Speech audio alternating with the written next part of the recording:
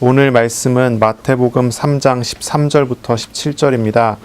세례를 받으신 예수님이라는 제목으로 우리가 함께 말씀을 나누겠습니다. 마태복음 우리가 1장, 2장을 읽으면서 구약에 예언된 메시아, 다윗의 후손으로 오시는 메시아이신 예수님에 대해서 우리가 조금 나누었습니다. 그리고 이제 3장에 들어서 이제 세례 요한의 사역으로부터 예수님의 이제 공생의 사역의 시작에 말씀을 나누게 되었습니다.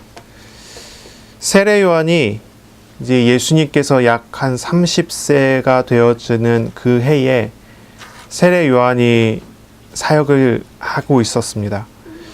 회개하라 천국이 가까이 왔다라는 말을 광야에서, 유대 광야에서 설교를 했고, 많은 사람들이 그 말을 듣고 자신이 하나님의 나라에 합당한 사람이 되기 위해서 자신의 죄를 고백하고 자백하고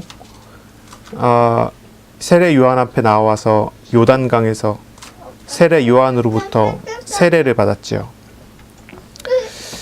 바로 그러한 시기, 그것도 이제 세례 요한의 활동이 가장 절정이 이루어진 시기로 생각을 할 수 있겠어요. 그쯤에 예수님께서 세례 요한 앞에 나온 것이죠. 요단강에 예수님께서 오신 겁니다. 멀리 갈릴리로부터 요단강까지 먼 길을 예수님께서 걸어서 오셔서 세례 요한에게 오셨습니다. 세례를 받으려고 오셨어요. 아마 수백 수천 명이 있는 중에 그 앞에 이제 예수님께서 오신 거예요. 세례 요한이 그 많은 사람들 중에 예수님을 알아보고 예수님께 이야기를 합니다. 내가 당신에게서 세례를 받아야 할 터인데 당신이 내게로 오시나이까? 그런데 예수님께서 말씀하시는 것이 이렇게 얘기합니다. 이것이 모든 의를 이루는 것에 합당하기 때문에 허락하라고 이야기를 하세요. 그 말을 듣고 요한이 허락합니다. 그리고 예수님께서 세례를 받으시고 물에서 올라오시게 됐을 때 하늘이 열리고 하나님의 성령이 비둘기같이 예수님의 머리 위에 임하는 것을 보이십니다. 그리고 하늘에서 소리가 나지요. 이는 내 사랑하는 아들이요 내 기뻐하는 자라. 이런 소리가 나는 것입니다. 이것이 오늘 이제 본문인데요. 다윗의 후손으로 오실 것을 이제 예언되었던 메시아가 다윗의 후손인 요셉과 마리아의 가정에서 성령으로 잉태해서 오신 겁니다. 구약에 예언된 그 메시아가 오신 거예요. 그리고 예수님께서 오셨을 때 아무의 관심도 없는 것처럼 보였지만 그렇지 않았고요. 동방에서부터 이제 박사들이 몇 명인지 정확히 모르겠지만 동방에서 박사들이 왕이 나신 것을 축하하고 왕에게 예물을 드리기 위해서 나옵니다. 그래서 예수님께 예물을 드리지요. 예수님께서 그 예물을 받으시고 그리고 이제 예수님의 가족이 애굽으로 이사를 갔다가 돌아오게 돼요. 이제 나사렛이라는 동네로 가게 됩니다. 이게 1장, 2장의 내용이죠. 바로 이런 과정을 통해서 구약 성경에 예언된 메시아가 구약 성경에 예언된 대로 그러한 과정을 통해서 나사렛까지 이제 가시게 된 것입니다. 그리고 그 나사렛이라는 동네에서 예수님께서 이제 나이 30세가 될 때까지 머무시면서 거기에서 이제 그 아버지 요셉의 직업인 목수의 일을 하고 계셨던 거죠. 나이 30이 될 때까지 예수님께서는 어떤 특징적인 활동을 하지 않고 계셨습니다. 물론 요한복음에 보면은 이제 명절에 예수님께서 예루살렘에 가서 거기서 또 이제 활동을 여러 가지 했던 것들이 이제 기록이 되어 있기는 하죠. 하지만 이제 마태복음에서는 그런 부분이 별로 중요하지 않은 것 같아요. 마태에게 있어서 중요한 것은 유대인들에게 이 말씀의 성취가 어떻게 나타났고 어떻게 증거가 됐는지를 계속 이야기하는 데 그 초점이 맞춰져 있지요. 그러다가 이제 예수님의 공생의 실제적인 시작이 이제 나타나게 돼요. 이 공생의 시작은 세례 요한의 이제 세례로부터 이제 시작이 되는 거예요. 세례 요한이 세례를 주는 일. 그것이 하나님의 나라를 준비하고 주의 길을 예비하는 길이에요. 주의 길을 이제 세례 요한을 통해서 예비를 하고 준비를 하고 예수님께서 나아가 세례 요한에게 세례를 받으십니다. 근데 중요한 건 있어요. 뭐냐면은 세례를 준다고 했을 때 높은 사람이 낮은 사람에게 주는 것이거든요. 정상적으로는요. 그렇죠? 우리가 교회에서 이제 영적인 질서를 이야기할 때도 뭐랄까요? 영적으로 하나님께서 위임하여 세운 사람이 그런 다른 사람에게 세례를 주고 안수를 주는 것이지 그 반대로 되지는 않아요. 그런데 예수님께서 세례 요한에게 세례를 받으셨다고 하는 거예요. 하나님이신 분이 세례 요한에게 세례를 받았다. 높으신 분이 낮은 사람에게 받았다는 거죠. 또 한 가지 우리가 생각해 볼 거는 뭐냐면 이 세례는 세례 요한의 세계는 회개의 세례입니다. 회개의 세례. 죄인이 자신의 죄를 깨닫고 죄를 자복하고 죄에 대해서 물에 빠져서 죄에 대해서 죽은 자처럼 되고 그리고 물에 나와 이제 하나님의 나라의 백성다운 삶을 살도록 하는 어떤 그러한 작정하는 그런 세례라고 해야 될까요? 예수님께서는 죄가 없으신데 세례를 받으셨다는 거죠. 죄가 없으신 하나님이신데 세례를 받았다. 이게 이 세례라는 사건에 가지고 있는 하나의 의문점이고요. 궁금점이고요. 그리고 유대인들이 이 마태복음을 읽으면서 이 세례의 부분을 읽으면서 유대인들이 놀랄 만한 부분이에요. 이해가 안 될 만한 부분. 생각을 해보시면 그렇습니다. 세례 요한의 세례, 예수님께서 그 세례를 받았다는 건 뭐예요? 자신이 죄인이라고 하는 고백하는 것과 마찬가지다. 이렇게 사람들이 유대인들이 생각하지 않겠어요? 그렇게 착각하지 않겠어요? 근데 그런 내용을 적었어요. 근데 그런 내용을 그냥 적은 게 아니라 세례 요한의 세례로부터 시작해서 그 세례가 어떤 세례인지 설명하고 그리고 그걸 적어요. 예수님께서 메시아이시고 하나님이시고 예수님께서 세상을 구원하시는 참 구원자이심을 이 마태는 설명을 하면서 다윗의 후손이라는 걸 설명하면서 마태는 예수님께서 세례 요한의 세례를 받았다고 하는 걸 이야기한단 말이에요. 이게 도대체 무슨 이야기를 하는 걸까? 이게 무슨 의미일까? 우리가 오늘 말씀을 나누면서 이 부분에 대해서 조금 이야기를 나눠야 되겠어요.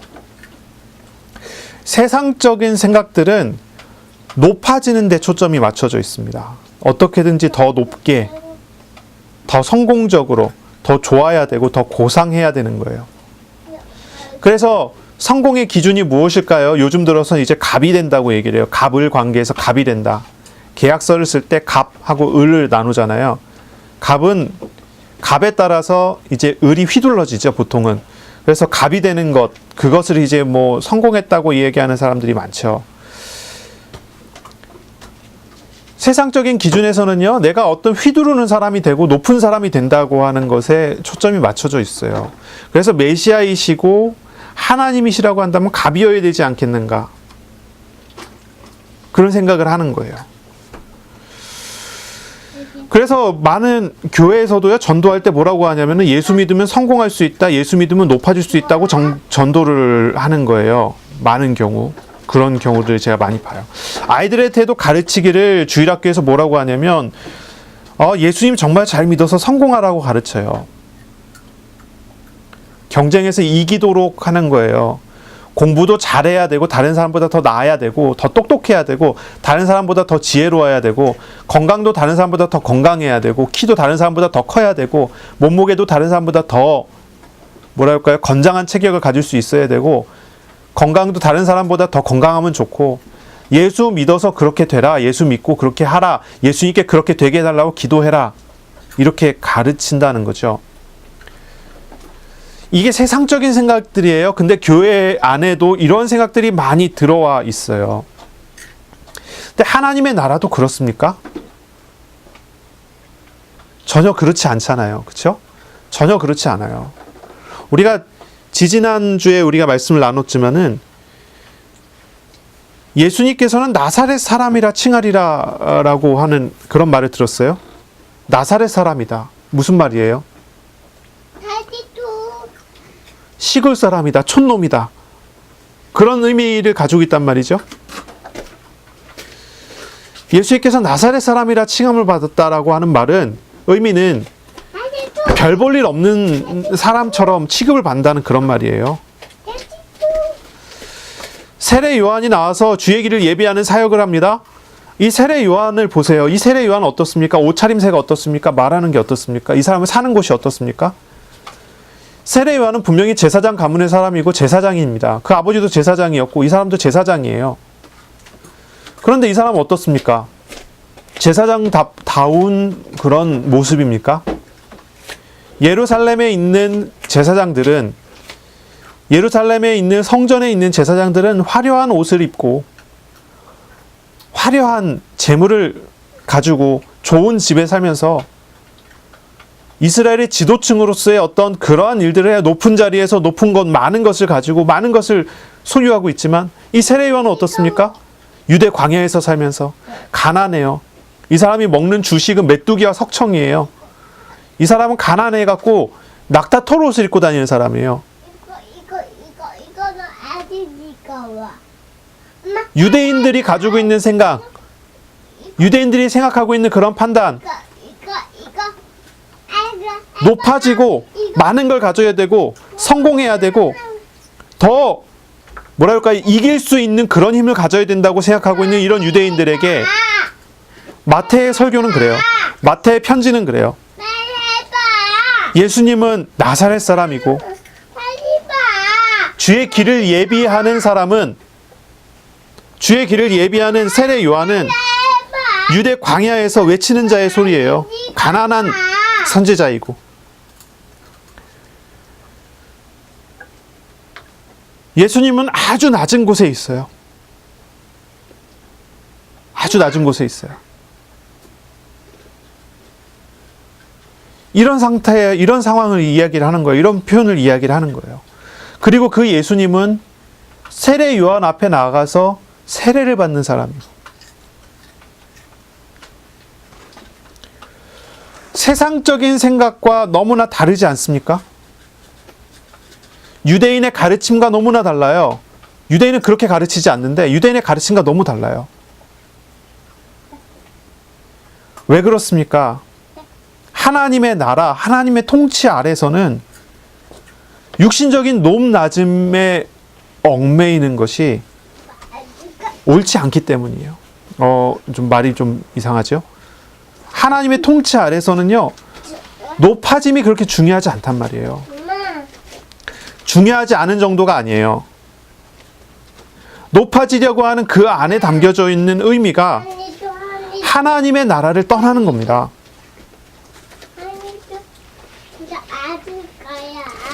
하나님의 나라에서는 특히 예수님 같은 경우는 높아지려고 하시지 않았습니다. 낮아지려고 했습니다. 왜 낮아지려고 했습니까? 그것이 복음을 위해서 그것이 옳았기 때문이에요. 예수님이 왜 낮아지십니까? 왜 낮은 모습으로 오십니까? 왜 나사렛 사람으로 칭함을 받고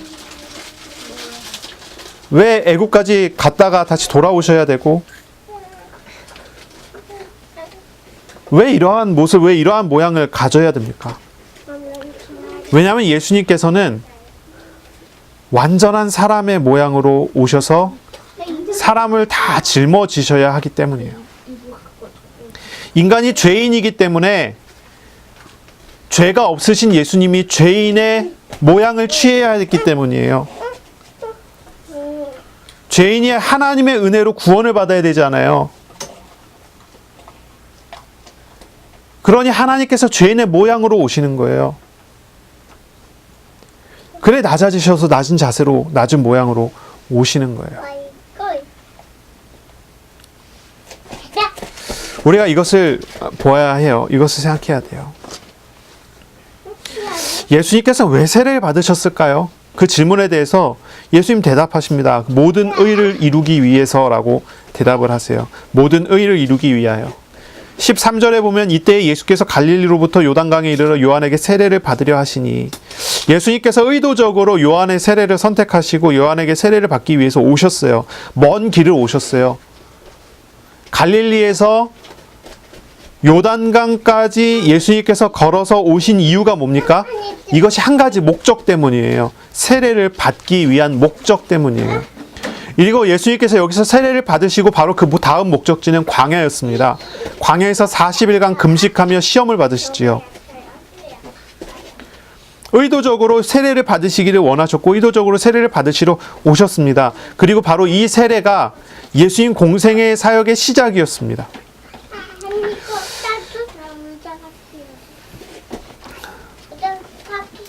죄 사함을 얻는 회개의 세례이지만 예수님께서는 자신을 죄인들과 동일시하는 종의 모습으로 나타내시기 위한 목적이었습니다. 그러니 예수님의 공생애는 무엇입니까? 예수님께서 하나님 되심을 나타내시고 예수님께서 하나님으로서의 어떤 그런 권위를 사용하기 위한 목적입니까? 그것이 아니에요. 처음부터 예수님의 공생애의 사역의 목적은 많은 사람들의 짐을 짊어지는 것입니다.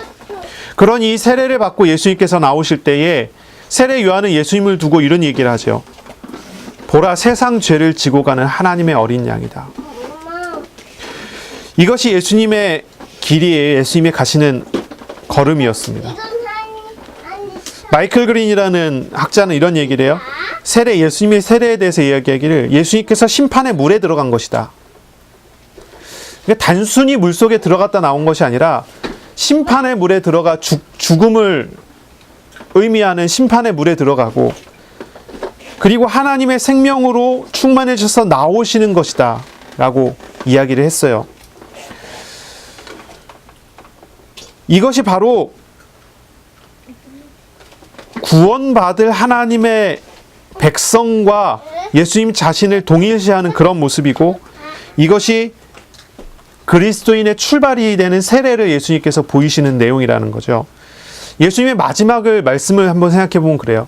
예수님께서 모든 사역을 마치신 후에 죽으시고 부활하시고 제자들에게 많은 가르침을 40일간 주시고 하늘로 승천해 올라가실 때 예수님께서는 제자들에게 말씀하시죠. 마태복음 28장에 제일 마지막에 뭐라고 합니까?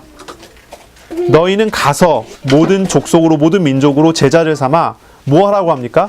아버지와 아들과 성령의 이름으로 세례를 주고 내가 너희에게 분부한 모든 것을 가르쳐 지키게 하라. 무엇입니까? 세례라는 거예요. 세례. 예수님의 사역의 시작이 세례이고 그리고 그것이 모든 죄인들을 짊어지는 어떤 그러한 의식이면서 또 마지막까지 모든 죄인들이 예수님이 있는 첫 출발 되어지는 그런 의미와 그런 내용이 되게 하신다는 거죠. 14절을 보겠습니다. 요한이 말려 이르되 내가 당신에게서 세례를 받아야 할 터인데 당신이 내게로 오시나이까? 예수께서 대답하여 이르시되 이제 허락하라. 우리가 이와 같이 하여 모든 의를 이루는 것이 합당하니라 하시니 이에 요한이 허락하는지라. 요한은 예수님께서 메시아이시고 이 땅에 오신 성자 하나님이라는 것을 믿었습니다. 요한은 믿었어요. 그렇기 때문에 예수님께 자신이 세례를 받는 것이 옳다고 고백을 해요. 이 요한의 설교를 아시잖아요. 나는 너희에게 회개의 물세례를 베풀지만 내 뒤에 오시는 이가 오시면 어떻게 하신다고 그랬죠? 내 뒤에 오시는 이가 오시면 어떻게 해요? 성령과 불로 세례를 줄 것이다 라고 말씀하셨어요. 이야기했어요. 이 세례 요한이. 그리고 실제로 세례 요한 앞에 예수님께서 나왔을 때 세례 요한은 성령과 불로서 세례를 받고 싶어 했단 말이죠. 내가 당신에게 세례를 받는 것이 옳습니다. 왜 당신이 나에게 와서 세례를 받으려고 하십니까? 세례 요한은 정확한 사실을 알았어요. 정확한 현장을 받고 정확한 현실을 알고 있었어요. 하지만 예수님께서는 그것에 대해서 이렇게 얘기하십니다. 모든 의를 이루기에 합당한 것이 지금 내가 당신에게 받는 세례다라고 이야기를 하세요. 그러니 이 말에 요한이 허락하고 세례를 줍니다. 정상적인 상태라면 요한의 말이 옳아요. 그렇죠? 정상적인 상태라면 요한의 말이 옳아요. 예수님께서 요한에게 세례를 줘야죠. 요한이 예수님께 세례를 주는 게 아니라 높은 분이 낮은 사람한테 세례를 주는 게 옳아요. 권위를 이야기하잖아요. 권위. 하나님으로부터 위임받은 권위를 가진 사람이 다른 사람을 세례를 주고 다른 사람을 안수할 수 있는 것이 당연하고 정당한 거예요. 근데 거꾸로 어떻게 돼요? 낮은 사람이 높은 사람에게 준다. 그게 옳습니까? 그렇지 않잖아요. 비정상이잖아요. 옳지 않아요. 그런데 이 상태는 비정상이에요. 정상의 상태가 아니기 때문에 예수님께서는 의를 이루기 위하여 이게 옳다라고 이야기를 하는 거예요. 모든 의를 이루기 위하여 라고 하는 이 단어, 이 말, 이게 어떤 의미일까요? 어떤 의미겠어요? 어떤 이제 주석학자들은 보니까 이거를 번역할 때 이렇게 번역해요. 하나님의 뜻을 이루기 위하여 라고 번역을 했어요. 하나님의 뜻을 이루기 위하여는 그렇게 하는 게 옳다. 하나님의 뜻을 이루기 위하여. 하지만 이제 원어를 찾아보니까 그거보다는 모든 의를 이루기 위하여라고 번역하는 게 좀 더 옳은 것 같아요. 의를 이루기 위하여. 높은 분이 낮은 사람한테 세례를 줘야 되는데 낮은 사람이 높은 사람한테 세례를 줘요? 근데 그게 옳대요. 근데 왜 그러냐면 그것이 의를 이루기 위해서예요. 의를 이룬다. 이건 뭐예요? 모든 비정상적인 것을 정상으로 돌리기 위해서. 죄인의 죄들과 잘못된 것들을 이제 옳은 것으로 돌리기 위해서 세례 요한이 예수님께 세례를 주는 게 옳다는 거예요. 그게 합당하다는 거예요. 그것이 하나님이 원하시는 것이고 그것이 하나님의 뜻이라고 하는 거죠. 왜 예수님께서 이 땅에 오십니까? 하나님이 왜 사람으로 오십니까? 하나님이 사람이 되셔서 오시는 이유는 비정상을 정상으로 돌리기 위해서예요. 예수님께서 오셔서 사역을 해요. 하나님이시지만 예수님께서는 하나님이시지만 하나님의 어떤 그런 어떤 위세와 그런 어떤 권위를 사용하여 군림하려고 하지 않았어요. 섬기고자 하셨고 섬기셨고 모든 잘못된 것들을 예수님께서는 오히려 짊어지시는 그런 방법을 사용하셨어요. 여러분 어떻게 생각하십니까? 만약에 여러분이 모든 잘못된 것, 죄된 것에 대해서 심판할 수 있는 권위를 가지고 있는 사람이라고 한다면 그래서 세상 중에 나왔단 말이에요. 그렇다면 어떻게 하시겠습니까? 불합리하고 비합리적이고 잘못된 것들을 본다면 그것을 바로 잡으려고 하시지 않겠어요? 그렇지 않겠어요? 요즘 신문을 보면요. 저 몇 년 전부터 계속 그랬던 것 같아요. 신문을 보고 어떤 그런 방송 같은 걸 이렇게 찾아보면요. 너무 뭐라 그럴까요? 억울한 일들이 많아요. 잘못된 일들이 많아요. 물론 옛날에도 그랬겠지만 옛날에는 그런 게 방송으로 안 나왔죠. 근데 요즘에 나와요. 왜 그러냐면 아마 정부의 어떤 칼라 때문에 그런 것 같아요.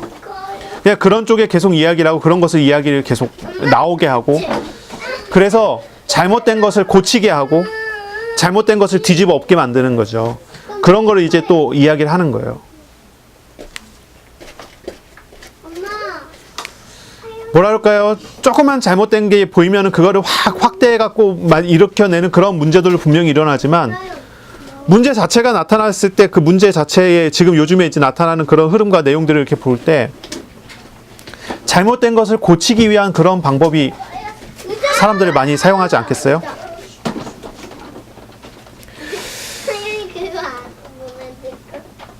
그래서 잘못된 것을 정상적인 것으로 돌리고 잘못된 것을 정상적인 것으로 옮기려고 하는 그런 시도들이 많이 이루어지고 있죠.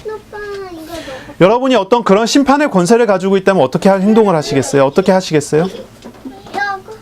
요즘 사람들은 참 사이다를 좋아합니다. 요즘 고구마 사이다 그런 얘기하는데 고구마를 먹는다 이런 말은 막 답답한 상황을 계속 본다는 뜻이고 사이다를 마신다 이 얘기는 그게 시원하게 뚫린다는 그런 표현이죠.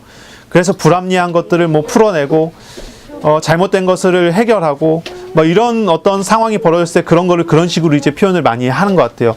뭐 고구마 사이다 이제 요즘 많이 이야기하는 표현 중에 하나죠. 근데 보세요. 예수님께서 오셨는데 예수님께서는 사이다를 주십니까? 이는 여자분 크림은 어떠세요? 여러분 요즘에 신앙생활 하시는데 여러분의 신앙생활이 뒤에서 그거 사이다를 먹는 것 같습니까? 고구마를 먹는 것 같습니까? 사람들이 뒤에서 먹는 거나 이거 우리 하준이, 하윤이 1, 2, 3번 알았지? 쉿. 아야 진짜 나갔다. 하윤이 4번까지 하준이도.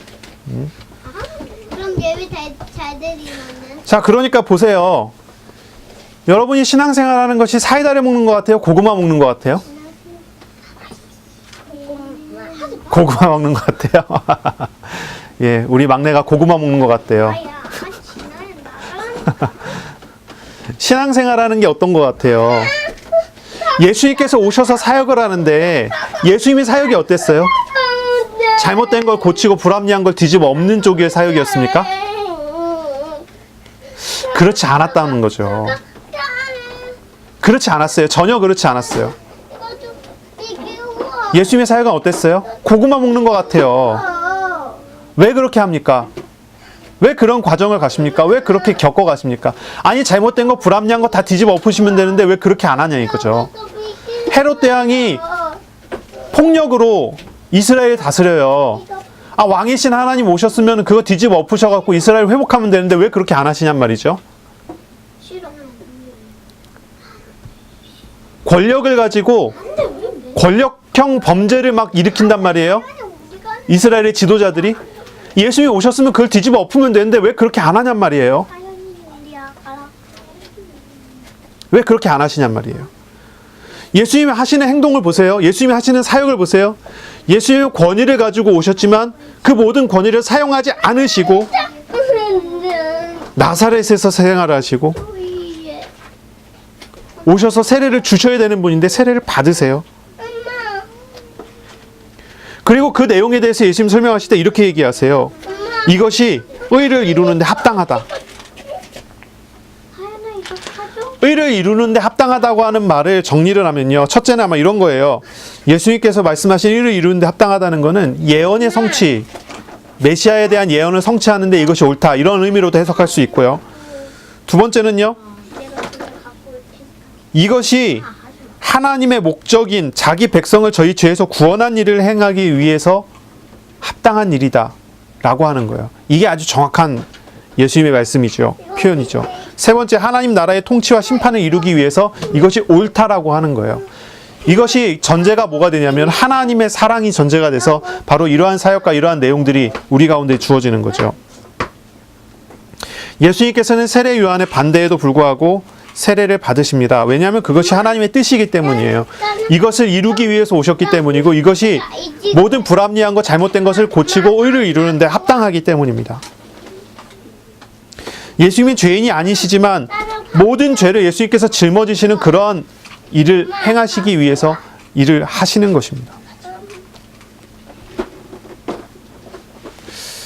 모든 불합리함을 정상적으로 고치기 위해서 가장 불합리한 일이 벌어졌어요. 죄 없으신 예수님이 죄인의 모양으로 오셔서 십자가에서 죽으시는 겁니다.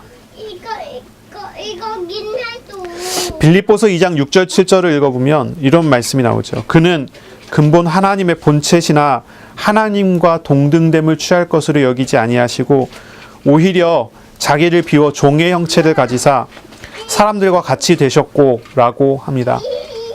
하나님이시지만 오셔서 종의 형체를 가지시고 사람들과 같이 종의 모양으로 일을 하시고 사역을 하시는 거예요.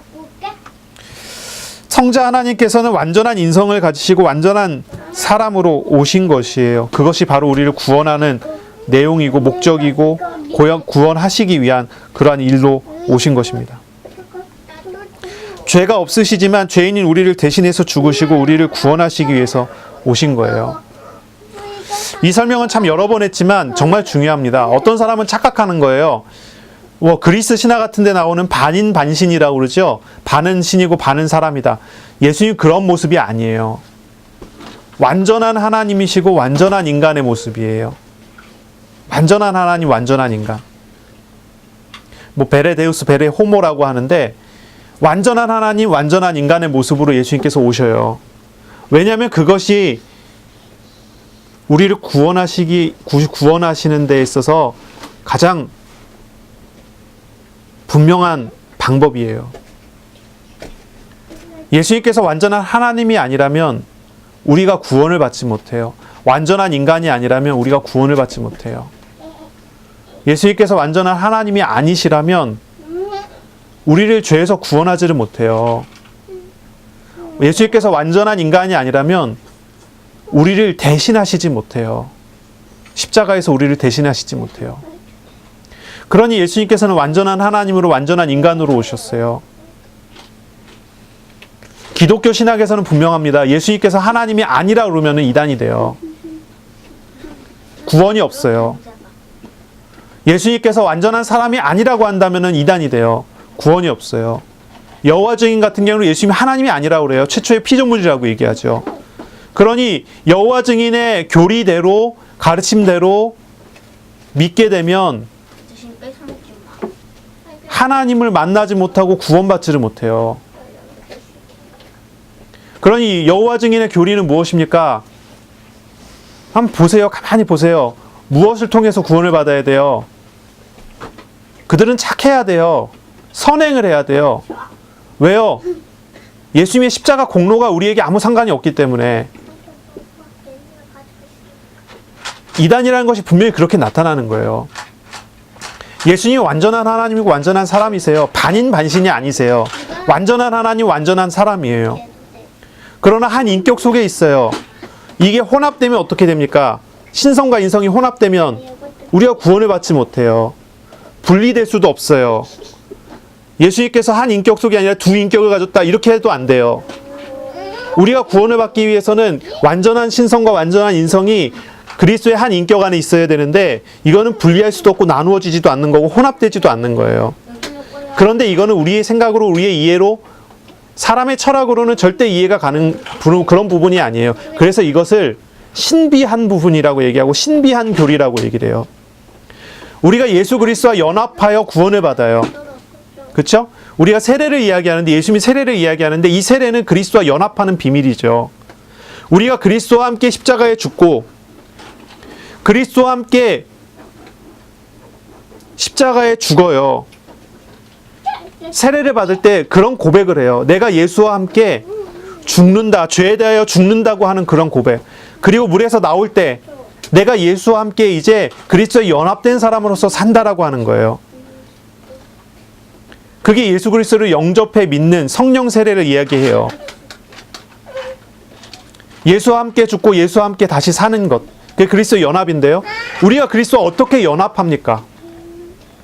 그래서 이것도 신비한 거예요. 우리가 어떻게 이걸 말로 설명할 수가 없잖아요. 우리는 그리스도에 연합됐기 때문에 믿어요. 그러나 불신자들이 이걸 말로 들어갖고 알겠습니까?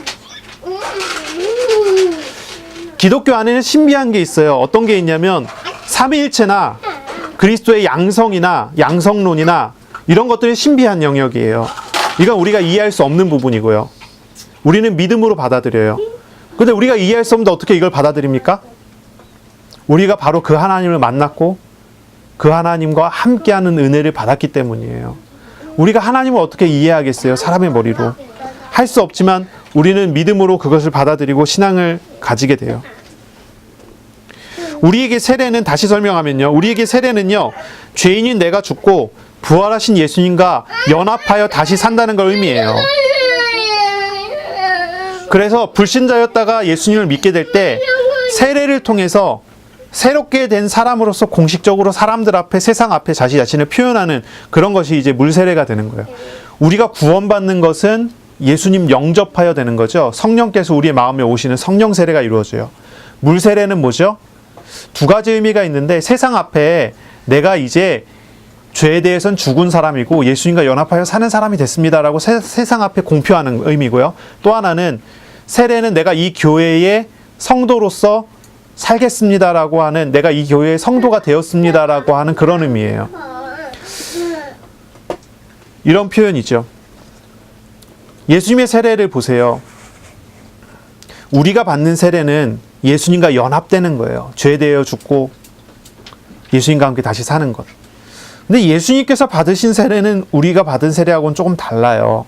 마가복음 10장 38절에 보면 예수님께서 두 제자에게 이런 말씀을 하세요. 너희가 나의 마시는 잔을 마시며 나의 받는 세례를 받을 수 있느냐? 너희가 나의 마시는 잔을 마시며 나의 받는 세례를 받을 수 있느냐? 이게 십자가의 죽음이에요. 우리는 세례를 받음으로 예수님과 연합하여 죄에 대하여 죽고 예수님과 함께 연합하여 사는 것을 의미하는데, 우리의 세례는 그런 의미인데, 예수님께서 세례 요한에게 받은 그 세례는 어떤 의미입니까? 이제 심판의 물에 들어가는 거예요. 우리의 모든 죄를 짊어지고 십자가에 달리시는 거예요. 죽음이에요. 고난이에요. 처형의 고통이에요.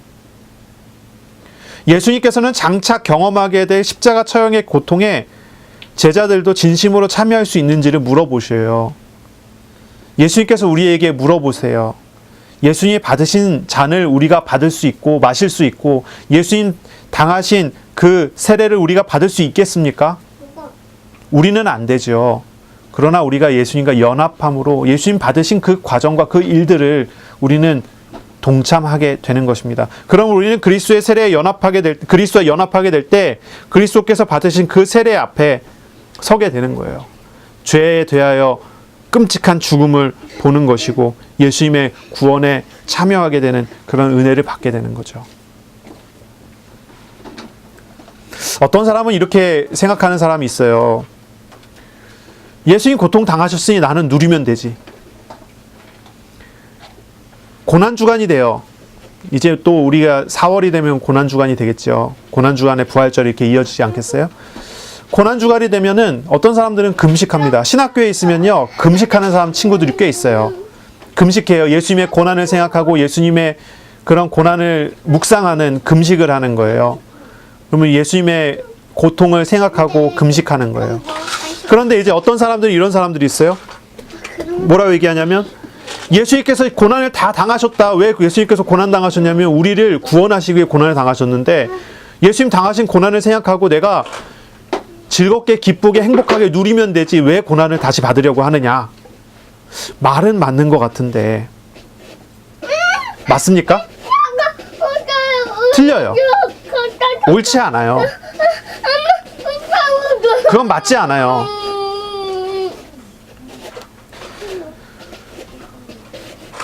예수님께서 우리에게 보여주신 그 고난을 보고 우리는 죄에 대하여 그 고난에 참여하여 함께 죄에 대하여 죽는 자가 되어야 돼요. 그게 진짜 믿음이에요. 구약의 제사를 버려요. 피제사를 버립니다. 내가 죄인인데 내 죄를 이 어린 양에게 옮겨요. 전가해요. 제사장이 안수를 하고 나는 죄인인데 나 대신 이 양이 죽는 거예요. 이 양에게 내 죄를 옮기고 이 양을 죽여요. 피를 뿌려요. 제단에 뿌리고 번제로 하나님께 드려요. 그런 제사가 이루어져요. 근데 어떤 사람들은 내가 죄 졌으니까 빨리 양 죽여야지. 그래요. 양이 죽게 되면서 나는 죄에서 자유로워진다는 거예요. 그러니까 내가 죄를 질 때마다 양을 계속 죽여야 돼요. 내가 자유로워지기 위해서 양을 계속 죽여요. 그걸 뭐라고 얘기합니까? 성경에서 선지자는 뭐라고 얘기합니까? 양을 죽이는 죄를 더하는 거다라고 얘기를 해요. 죄가 씻어지는 게 아니라요. 죄가 더해지는 거예요. 죄를 씻어버리는 게 아니라 죄가 더해지는 거예요. 어떻게 하는 게 정상적인 거예요? 양이 죽을 때 양이 끔찍하게 비명을 지르고 죽는 것을 보면서 내가 가지고 있는 이 죄를 보고 내가 저렇게 죽어야 되는데 나 대신 저 양이 죽는다는 걸 보고 죄에 대한 마음과 죄에 대한 모든 내용들을 이 양과 함께 죽여야 돼요. 죄를 죽이지 않는 제사가 참된 제사겠어요? 죄는 죽이지 않고 죄의 마음은 죽이지 않고 양만 죽이는 제사가 참된 제사겠어요? 그게 아니라는 거예요. 근데 오늘날도 많은 사람들이 그런단 말이죠. 십자가를 바라보면서, 예수님의 십자가를 바라보면서, 예수님께서 죽으셨으니, 나 대신 죽으셨으니, 예수님께서 나의 과거, 현재, 미래의 모든 죄를 다 예수님께서 십자가에서 해결하셨으니 나는 이제 누리자. 나는 이제 더 이상 죄에 얽매인 사람이 아니니까 나는 이제 누리자 하고 더 죄를 져요. 더 죄를 져요. 우리나라에서 구원파라고 하는 이단이 이런 식이었어요. 내가 예수 믿고 구원받았으니 이제 막 살아도 된다는 거예요. 그러니 불법과 아주 뭐랄까요, 그런 일들을요 너무나 자연스럽게, 너무나 자유롭게 하는 거예요. 사기치고. 이전에 있었던 세월호 사건이 있었던 거기 구원파잖아요. 불법과 탈법과 이게 자유로워요. 왜냐면 구원 받았으니까. 어떤 사람은 예수 믿었다고 하고요, 막 자유스럽게 교통법규도 막 위반하고 막 그러고 다녀요. 왜냐면 자기는 구원받았고 죄 사함 받았다니까. 근데 그게 죄 사함 받은 사람입니까? 죄를 더하는 사람입니까?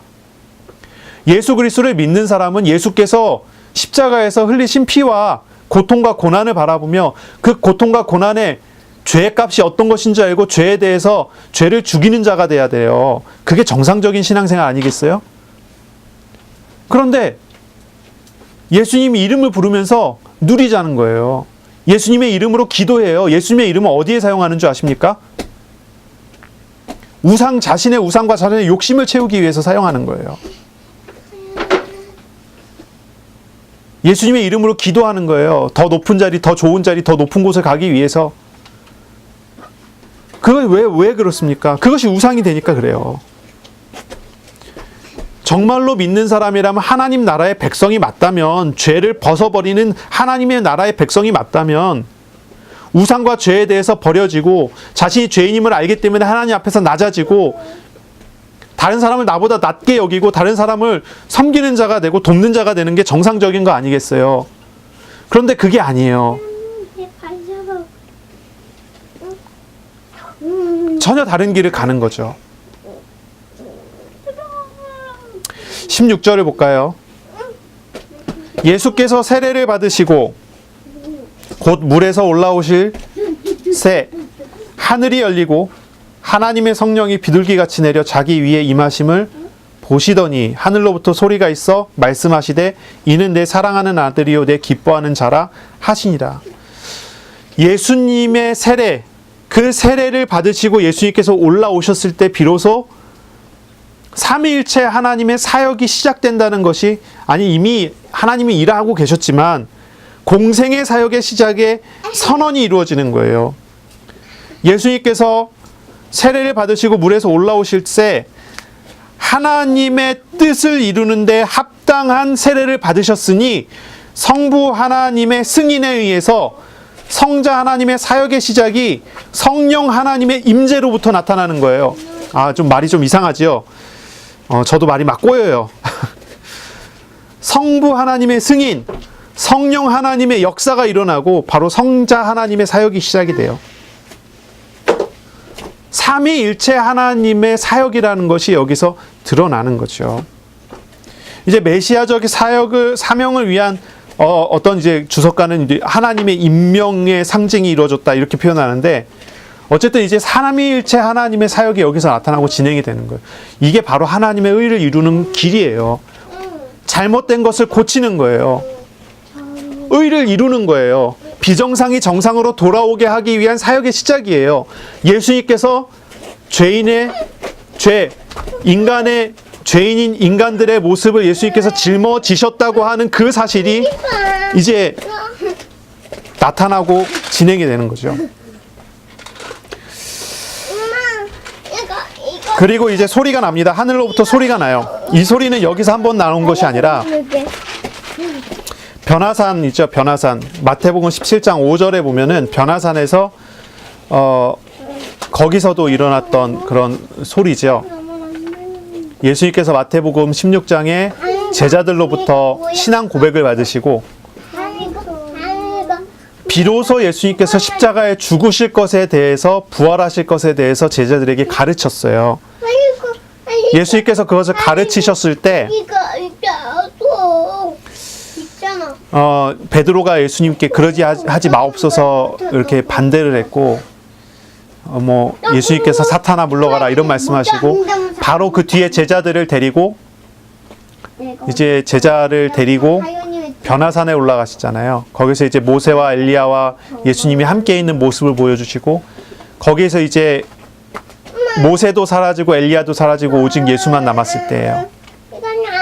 이는 내 사랑하는 아들이요 내 기뻐하는 자라, 이런 말씀이 나오죠. 그래? 그래, 좋아.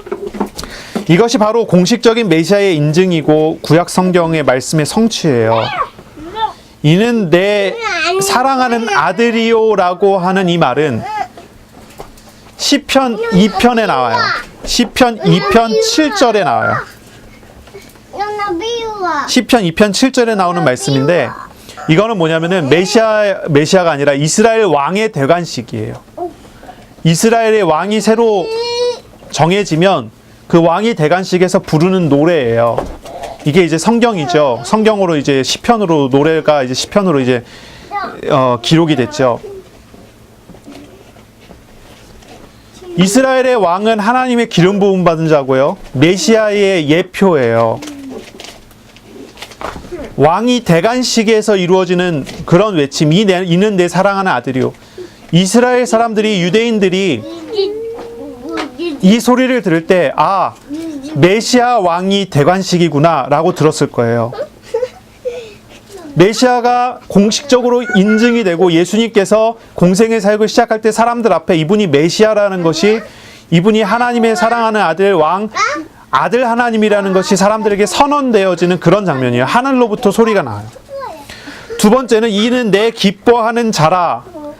이거는요, 이사야서 42장 1절에 나오는 구절이에요. 이는 내 기뻐하는 자다. 바로 이 구절이 하나님께서 선포하실 때, 아, 이 메시아는 고난당하시는 종이구나. 우리를 대신해서 고통과 고난을 당하시고 죽으실 분이구나. 이 두 가지가 섞여 있는 외침이에요.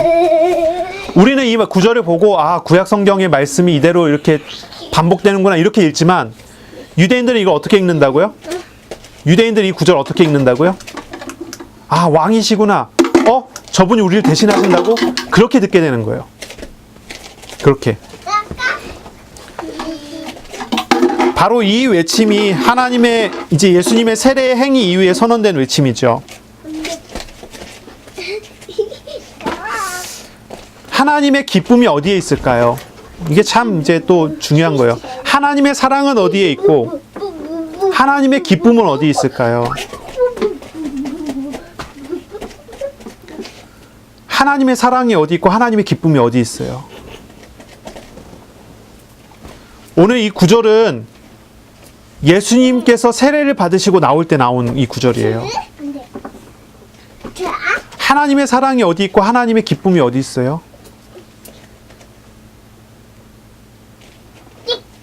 하나님의 사랑이 죄인을 대신하는 십자가에 있어요. 하나님의 사랑이 죄인을 대신하시는 십자가에 예수님께 있어요. 하나님의 기쁨이 죄인을 대신하시는 예수님의 짊어짐에 있어요.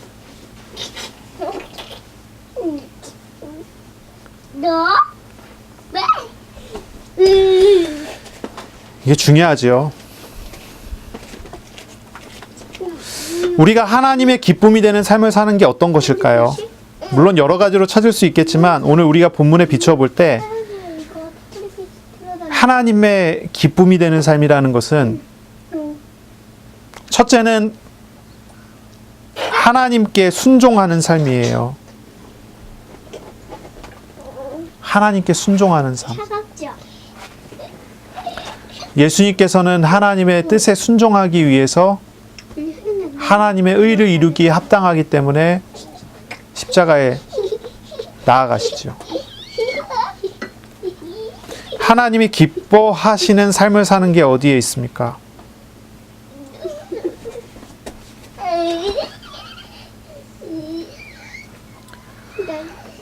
무엇에 순종해야 됩니까?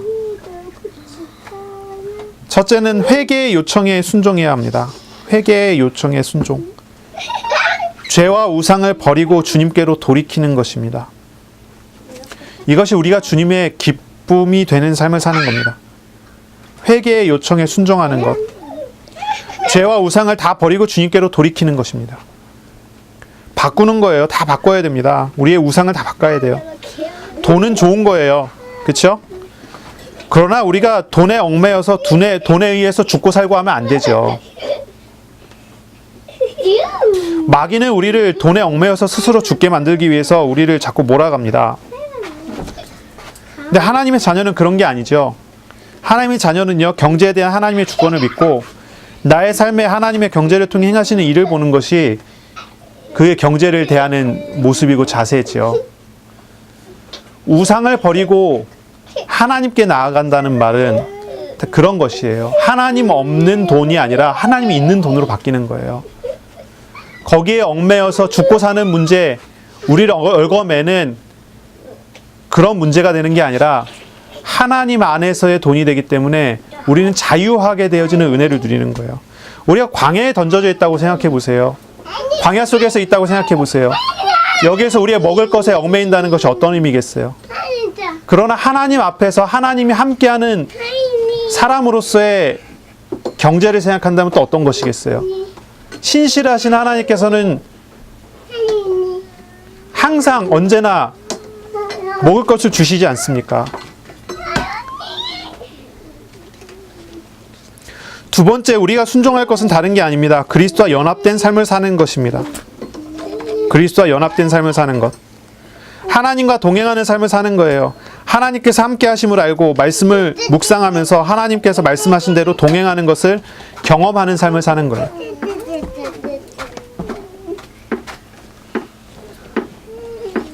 정리하시길 바랍니다. 정리해야 되겠습니다. 하나님의 나라의 특징이 있습니다. 믿는 사람의 그런 삶의 방법이 있습니다. 그건 뭡니까? 낮아지는 겁니다. 섬기는 겁니다. 섬기는 것이란 무엇입니까? 아무에게나 그냥 다 져줘라라고 하는 게 아니에요. 누구에게나 그냥 져주라는 것이 아니에요. 싸우지 말고 다 양보하라는 그런 뜻이 아니에요. 섬기라는 말은 하나님과 나와의 관계가 가장 우선이라는 거예요. 하나님과 나와의 관계 속에서 다른 것이 다 정리돼야 돼요. 믿는 사람들에게 있어서 하나님 없는 타인과의 관계는 참된 섬김이 될 수 없어요. 단순한 동정 이런 게 돼버리는 거지 섬김이 되는 게 아니에요. 하나님의 나라에 사는 사람들은 하나님 앞에서 순종하는 사람이고 하나님과 동행하며 다른 사람을 만나는 사람이에요. 그런 사람이 섬기는 사람이에요. 첫째는 나의 죄성과 한계를 분명히 알고 하나님을 의지하는 거예요. 하나님을 따르는 거예요. 이것이 하나님과의 관계 속에 서는 거예요. 두 번째는 주님의 마음과 생각을 배워감으로써 하나님께서 세상과 사람들을 사랑하셔서 짊어지신 주님의 섬김을 배우고 주님을 따라 사는 거예요. 우리가 주님의 마음과 생각을 배우고 주님을 알아가려면 어떻게 해야 됩니까? 말씀 앞에 서는 겁니다. 말씀을 묵상하는 시간을 갖고 말씀 앞에 서는 거예요. 정말로 잘 섬기기 원하신다면 말씀을 따라가시기 바랍니다. 말씀을 묵상하는 시간을 회복하시고 말씀을 묵상하면서 말씀하시는 하나님과 교제하고 동행하는 삶을 사는 겁니다. 그런 은혜를 누리시기를 바랍니다. 기도하겠습니다. 하나님, 오늘 우리를 부르시고 말씀하시는 하나님 감사합니다. 연약한 우리들 주님을 더욱 분명하고 바르게 알아갈 수 있도록 인도하여 주옵소서. 예수님께서 섬기신 그 섬김을 보게 하시고 우리도 주님을 바로 섬기는 그런 믿음을 회복할 수 있도록 은혜 내려 주옵소서. 죄에 대하여 날마다 주님께 고백하고 자백하고 주님께로 돌아가게 하여 주옵소서. 주님과 연합된 생활을 회복하도록 은혜 내려 주옵소서. 감사합니다. 예수님 이름으로 기도합니다. 아멘.